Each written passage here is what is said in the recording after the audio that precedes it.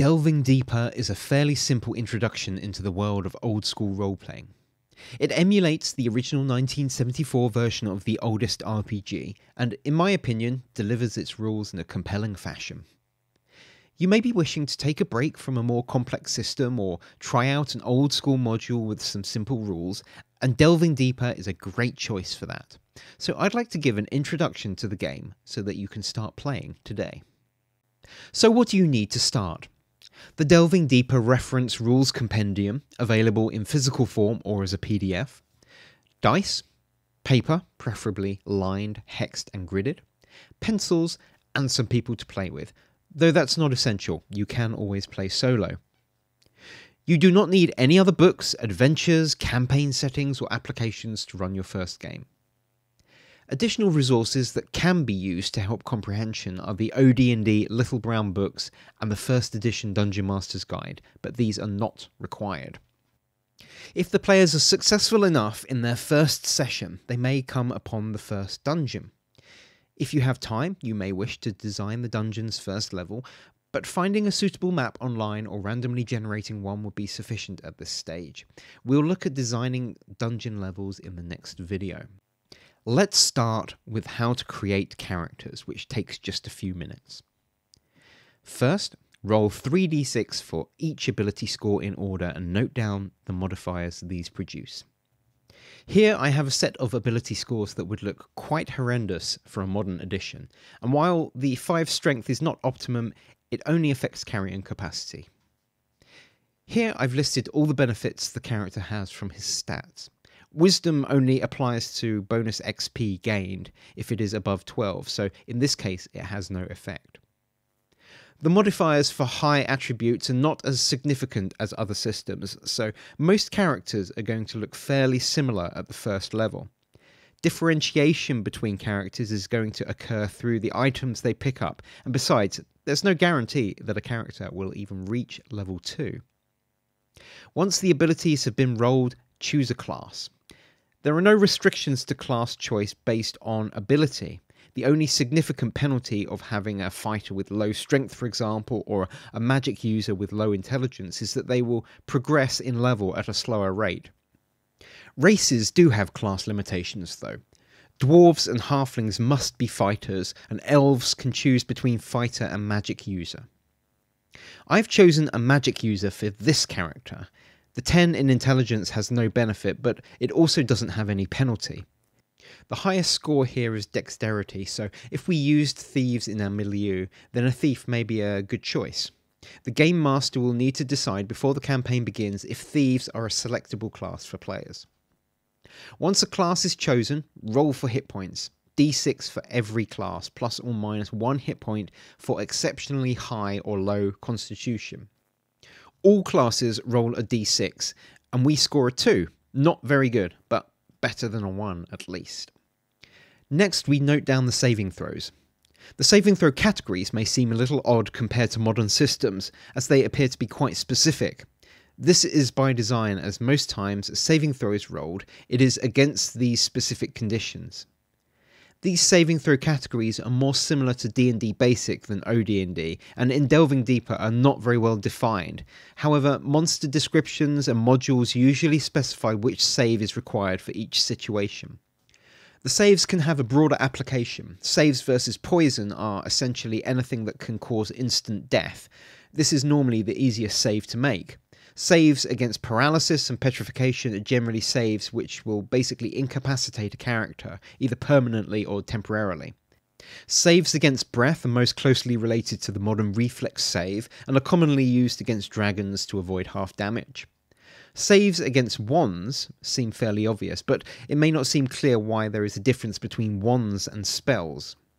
It is here that it may be useful to refer to the original D&D or First Edition Dungeon Master's Guide, but I won't dwell on this point any longer. However, it seems to me that the naming conventions are not quite right. More information about this and many other things can be found at Delta's D&D Hotspot, which is linked in the description.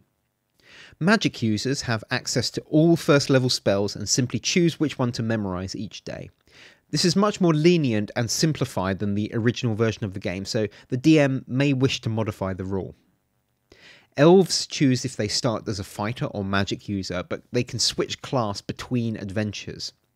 Finally, decide on the character's alignment between lawful, neutral, and chaotic. Clerics cannot be neutral, and I would personally suggest that chaotic classes should be kept as NPCs, but that's entirely up to you. The final step is to buy equipment. This can be sped up by using equipment packs, such as the ones found in modules such as B4 The Lost City, but there is not a huge amount to choose from on the equipment list, so whilst this is normally the longest portion of the character creation process, it is often the most fun for new players. To do this, we roll 3d6 and multiply by 10. In this case, we get a very healthy 150 gold pieces. As magic users cannot use armour and only daggers and staffs, we have plenty of money left over to purchase rumours or henchmen when the adventure begins. Calculate the weight of items and determine the speed based on the character's strength. Finally, we note down the character's armour class, in which lower is better, and we can add the attack matrix to the sheet, though there are other more condensed ways to list this information. And that's it. No skill selections, no feats or ability selections, and importantly, no backstory requirements. The character is a neophyte adventurer, and their first adventure will be their backstory. Finally, we can give the character a name, but this is optional, as deaths are so frequent at first level that you may not want to get attached to the character until he is leveled up. I have quickly created 3 more characters for a small party, and as you can see, all the character information is very compact, and everything required for your first adventure is there. The party begin their adventures in the town's tavern. At this stage, it is not necessary to elaborate on the town, as the characters will very shortly be leaving it. In the tavern, the characters will be seeking rumours for adventure, and by buying rounds of drinks and the occasional bribe for a total of 1d6 times 10 gold pieces, the characters should be rewarded with a rumour or a treasure map, though I think the latter is the best for the first adventure. Prepare this treasure map in advance. The map will lead either to a hoard of treasure or to a magic item. If it's a treasure hoard, pick a horde type appropriate to the kind of monsters that you would like to have the party fight. For example, orcs use treasure type D, so spend a few minutes generating an appealing D horde, and provide the full details of the horde to the players as part of the treasure map. Remember, it should be tempting enough to compel them into their first adventure. If the type of map you give the players is a magic item map, choose a magic item that seems interesting. No adventurer is going to set out into the wild for a potion of reduction, but a wand of fireball or a +2 holy sword is a different story. The example treasure map I have rolled up here is for an orc horde treasure type D, which has the following chances of each category of treasure. After rolling each chance, there is 3,000 gold pieces and several magic items. One of these items is cursed, and of course we will not want to tell the players that, but rather that it is a +1 sword. It will be a nasty surprise for the poor fighter that first wields this weapon in combat. Next, mark the starting town in the centre of your hex map. I would suggest that the town is in open terrain.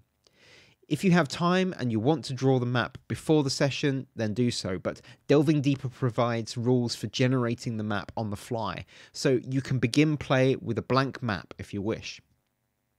Unencumbered characters can move 2 hexes per day, but often terrain reduces movement to 1 hex per day, so place your first dungeon about 3 to 6 hexes from the town and let the party know its location and advise they bring enough rations for the journey there and back and then some more. In our example, the dungeon is 3 hexes away from the starting town. Now, the party can set off into the wilderness. Usually, the party should be able to see the terrain adjacent to the hex they are in, but if you have a blank map, you'll have to overlook this rule. Note down the day that the party began their adventure and keep close attention to how many days have passed. For every 6 days that the party travel, they must have 1 day of rest. Remember, you cannot have a meaningful campaign if strict time records are not kept. at the start of each day, randomly determining the weather. This can affect travel speed. In our example, I rolled an 8, meaning overcast, which has no gameplay effect. Also, roll to see if the players get lost, and if they do, randomly determine which new direction they are travelling in. I'll skip this step for the first day, as I presume they can keep their bearings from their home. According to the rules, this should be rolled secretly, but while you're co-creating a map with the players, simply have them move in a random direction if they get lost, and then at the beginning of the next day, they will have a chance to write their progress. Whenever the party enter a new hex, randomly determine the terrain and features such as villages, trails and rivers. If a hex contains a trail or river, randomly determine which adjacent hex they will move into, or use common sense where applicable. Roll a d6, 1 to 2 it turns left, 3 to 4 it goes straight, or 5 to 6 it turns right. Characters cannot cross rivers unless there is a ford, nor mountains unless there is a trail, so travel can quickly become difficult depending on the dice rolls. Having explained all that, let's roll our first hex of terrain. The first hex is open land, and as the party can move 2 hexes, we also generate a second hex of open land. Open land warrants a 1 in 6 chance of an encounter, but on this occasion they encounter nothing. On the second day, the weather is clear. Today, however, the party fail their 1 in 6 chance of getting lost. We randomly determine the direction they travel by numbering the hex clockwise starting from the north and rolling to see the new direction, re-rolling the direction that they intended to go. They roll a 6, so travel northwest into a wood. A wood reduces movement by half, so the party will not be travelling any further today, but more seriously, there is an increased chance of an encounter. The base chance is 1 in 6 of an encounter once per day, but woods incur a second chance of an encounter, and getting lost incurs another chance, so 3d6 are rolled with a 1 in 6 chance of any resulting in an encounter that day, and I roll a single 1, meaning an encounter. Rolling on the wilderness encounter table and getting a result of 1d8 giant spiders, I luckily only roll a 1 on the d8, but the characters may still wish to evade. But first we must determine if either side is surprised. There's always a 2 in 6 chance of being surprised, but neither is on this occasion. Despite there only being 1 spider, the party still wish to evade the encounter. They flee, and there is a 50% chance that they will be pursued, but the spider does not pursue on this occasion.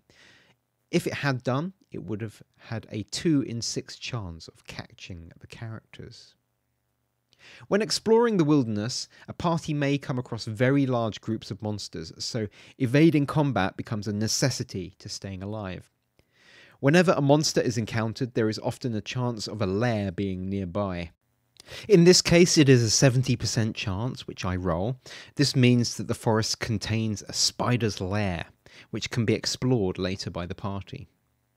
These random lairs provide adventuring sites for the DM to plan for the future, meaning that the map gets populated with dungeons just through exploration. On day 3, the weather is once again clear and the party do not get lost. They enter the next hex, which is a wood, and here they will discover the dungeon that they seek. 2d6 are rolled for the encounters, but there are none today, allowing the party to explore their destination. Here we will finish the example, as dungeon exploration uses different processes, and is likely already quite familiar with many of you. Depending on how long your first session is, with character creation, wilderness exploration, enemy evasion and possible combat, you may finish before reaching the dungeon, and that's okay. Once they reach the destination dungeon, it's time to use a pre-prepared map, or to begin randomly generating the dungeon. I'll take a look at this next time. If you want more information on OD&D and its clones, such as delving deeper, I recommend Bandit's Keep, which has fantastic playthroughs of wilderness adventuring, and also Delta's D&D Hotspot, which is a huge amount of research regarding OD&D. If you would like to support this channel, you can subscribe, leave a comment, or even pick up one of my books from DriveThruRPG. And as always, thanks for watching.